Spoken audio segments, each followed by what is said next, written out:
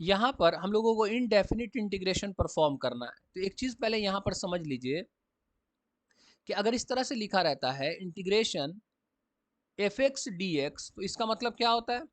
इसका मतलब होता है कि हम लोगों को इनडेफिनिट इंटीग्रेशन परफॉर्म करना है।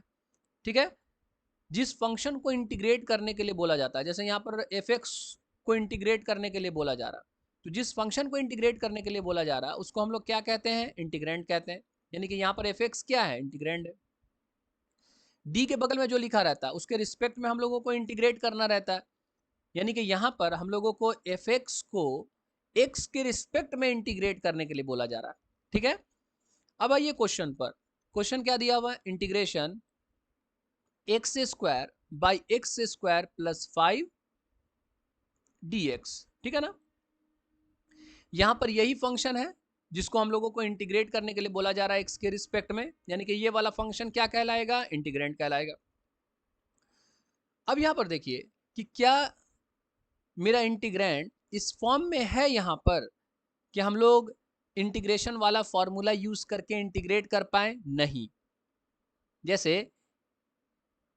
एक केस ऐसा होता है कि हमारा इंटीग्रेंड इस फॉर्म में होता है कि हम लोग इंटीग्रेशन वाला फॉर्मूला लगा के इंटीग्रेट कर पाते हैं। जैसे यहां पर देखिए, इस केस में हमारा इंटीग्रेंड इस फॉर्म में है कि हम लोग इंटीग्रेशन वाला फॉर्मूला लगा के इंटीग्रेट कर सकते हैं, है कि नहीं? जैसे इसका इंटीग्रेशन क्या होता है? फॉर्मूला लगाइएगा ना, ये वाला इंटीग्रेशन एक्स का पावर एन डी एक्स क्या होता है? एक्स का पावर एन का इंटीग्रेशन एक्स के रिस्पेक्ट में क्या होता है? एक्स का power n plus one by n plus one plus some constant से, यही ना होता है? तो इस फॉर्मूला का यूज करिएगा तो एक्स स्क्वायर का इंटीग्रेशन एक्स के रिस्पेक्ट में क्या होगा? बताइए। एक्स का power two plus one by two plus one plus some constant c, होगा कि नहीं होगा? तो क्या हो जाएगा? एक्स का power three by three plus some constant c. तो कहने का मतलब है कि इस केस में हमारे पास इंटीग्रेंड इस फॉर्म में है कि हम लोग फॉर्मूला लगा के इंटीग्रेट कर सकते हैं। बात समझ आ रहा ना?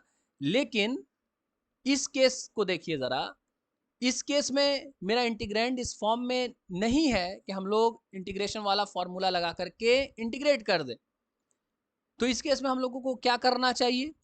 तो हम लोग क्या करेंगे कि मेथड्स का यूज करके या किसी भी तरीके का यूज करके, किसी भी तरह का मैनिपुलेशन करके हम लोग उस तरह का इंटीग्रेंट्स डेवलप करने का कोशिश करेंगे जिसको हम लोग फॉर्मूला का यूज करके इंटीग्रेट कर सकें।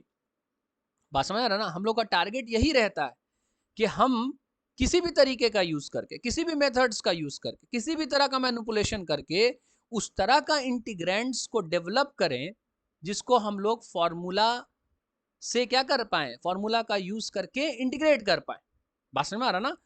तो यहां पर देखिएगा, हम लोग एक मैनिपुलेशन करते हैं यहां पर। अगर हम ऐसा कर दें x square plus five minus five, यानी प्लस फाइव कर दिया माइनस फाइव कर दिया, तो कोई फर्क तो पड़ेगा नहीं। अब by x square plus five D x ऐसा लिख सकते हैं, कोई प्रॉब्लम नहीं। ऐसा क्यों लिख रहे हैं सर? तो ऐसा लिखने का कारण आपको समझ में आ जाएगा। इंटीग्रेंट्स को देखिएगा आगे कि इंटीग्रेंट्स उस तरह का डेवलप करेगा जिसको आप फॉर्मूला से टैकल कर पाइएगा, यानी जिसको इंटीग्रेशन वाले फॉर्मूला का यूज करके इंटीग्रेट कर पाइएगा। बस में आ रहा ना? देखिए यहाँ पर अभी हम इसको ऐसा लिख सकते हैं, x square plus five by x square plus five. हम लोग देखिए ए, इसको एक साथ रखते हैं, अगर हम लोग ऐसा लिख सकते हैं ना, a minus b by c रहेगा तो उसको हम लोग क्या लिख सकते हैं? A by c minus b by c लिख सकते हैं ना?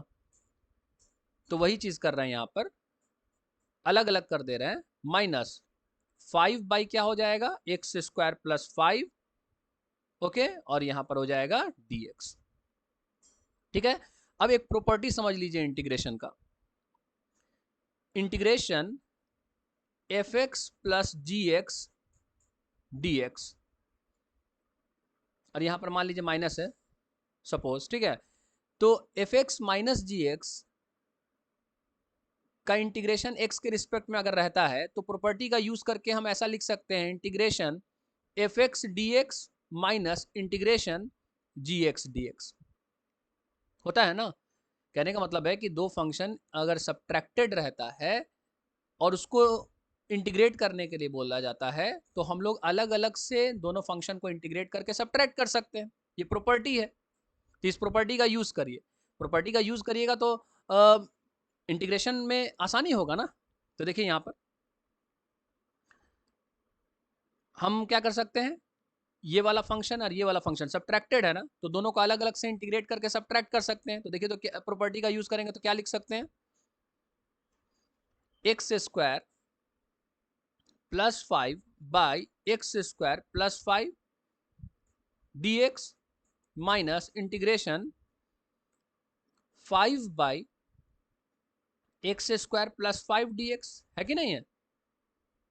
अब देखिए हम लोगों ने जो ये वाला मैनिपुलेशन किया है, +5 -5 जो किया उसका लाभ देखिए आपको अभी समझ में आएगा कि देखिए इंटीग्रैंड जो अब आने वाला है वो किस तरह का इंटीग्रैंड आने वाला है। देखिए उस तरह का इंटीग्रैंड आने वाला है जिसको आप आसानी से इंटीग्रेशन वाला फॉर्मूला यूज करके इंटीग्रेट कर सकते हैं। देखिए यहां पर अब ये देखिए ये कैंसिल हो गया, तो क्या हो जाएगा, यहां पर आ जाएगा 1 D x minus integration 5 by x square plus 5 d x. एक प्रॉपर्टी और समझ लीजिए इंटीग्रेशन का, इंटीग्रेशन के into F x d x. मतलब अगर उस तरह के फंक्शन को इंटीग्रेट करना है, कहने का मतलब है कि यहां पर इसको इंटीग्रेट करना है हम लोग, तो ये एफ एक्स यहाँ पर एफ एक्स किससे मल्टीप्लाइड है, के से, कांस्टेंट से। तो हम चाहें तो कांस्टेंट को बाहर करके एफ एक्स को इंटीग्रेट कर सकते हैं। यानी हम इसको ऐसा लिख सकते हैं प्रॉपर्टी का यूज करके के into integration f x d x. तो देखिए तो यहाँ पर 5 क्या है, कांस्टेंट है, इसको हम लोग बाहर कर सकते हैं। तो हम लोग क्या लिखेंगे देखिए, तो यहाँ पर हो जाएगा 1 D x minus 5 integration 1 by x square plus 5 d x. अब देखिए जो हम लोग मैनिपुलेशन किए हैं कि +5 -5 जो किए हैं उसका लाभ देखिए अभी आपको समझ में आएगा कि उसके कारण देखिए क्या हुआ है कि इंटीग्रेंड्स को देखिए कैसा डेवलप किया। यहाँ पर 1 डेवलप किया, यहाँ पर 1 by x square plus 5 develop किया, और दोनों ही इंटीग्रेंड्स ऐसा डेवलप कर गया है जिसको हम लोग इंटीग्रेशन वाले फॉर्मूला का यूज करके इंटीग्रेट कर सकते हैं। जैसे कि 1 को भी हम लोग आसानी से इंटीग्रेट कर सकते हैं एक्स के रिस्पेक्ट में, 1 बाई एक्स स्क्वायर प्लस 5 को भी आसानी से इंटीग्रेट कर सकते हैं एक्स के रिस्पेक्ट में। बात समझ आ रहा ना। अब यहाँ पर देखिएगा इंटीग्रेशन 1 डी एक्स, 1 का इंटीग्रेशन एक्स के रिस्पेक्ट में क्या होता है, एक्स प्लस सी। हम लोग जब कभी भी इंडेफिनिट इंटीग्रेशन परफॉर्म करते हैं तो प्लस सी लगाते हैं ना। अब यहाँ पर एक फॉर्मूला और समझ लीजिएगा, integration 1 by x square plus a square d x क्या होता है, ये होता है 1 by a tan inverse x by a plus c. For example integration 1 by x square plus 5 d x क्या होगा, तो अगर इंटीग्रेंट को इस तरह से लिखा जाए 1 बाई एक्स स्क्वायर प्लस 5 को अगर लिख लेते हैं √5 का स्क्वायर, तो देखिए तो इंटीग्रेंट इस फॉर्म में आ जाएगा, आ जाएगा कि नहीं आ जाएगा। तो ए का मान कितना होगा कंपेयर कीजिएगा तो √5 होगा ना। थोड़ा मैच्योरिटी आ जाएगा तो आपको यहीं पर देख के समझ में आ जाएगा कि ये वाला इंटीग्रेंट इस फॉर्म का है और ए का मान कितना है, √5 है। तो बताइए तो जरा सा इसका इंटीग्रेशन क्या होगा। तो चूंकि इंटीग्रेंट इस फॉर्म का है तो हम लोग डायरेक्टली ये वाला फॉर्मूला यूज करके इंटीग्रेट कर सकते हैं ना। क्या होता है 1 बाई ए यानी 1 by √5 tan inverse x by a यानी एक्स बाई √5 प्लस क्या हो जाएगा, सी हो जाएगा। ओके, अब आइए यहाँ पर इसका इंटीग्रेशन एक्स प्लस सी, एक्स को लिख लीजिए, -5 1 बाई एक्स स्क्वायर प्लस 5 का इंटीग्रेशन एक्स के रिस्पेक्ट में, तो हम लोग अभी हम लोग निकाले हैं 1 by √5 tan inverse x by √5। ठीक है ना। एक क्वेश्चन में आप कितना भी इनडेफिनिट इंटीग्रेशन परफॉर्म कर रहे हैं, ठीक है ना, लास्ट में क्या लगा देना है, प्लस सी। ओके, तो ये इसका फाइनल इंटीग्रेशन आ जाता है।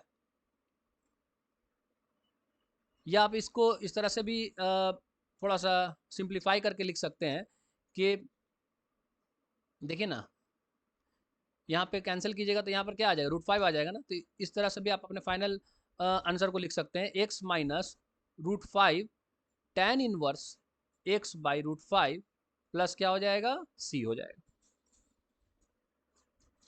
ओके, तो ये हमारा क्या हो गया, फाइनल आंसर हो गया। Okay, thank you.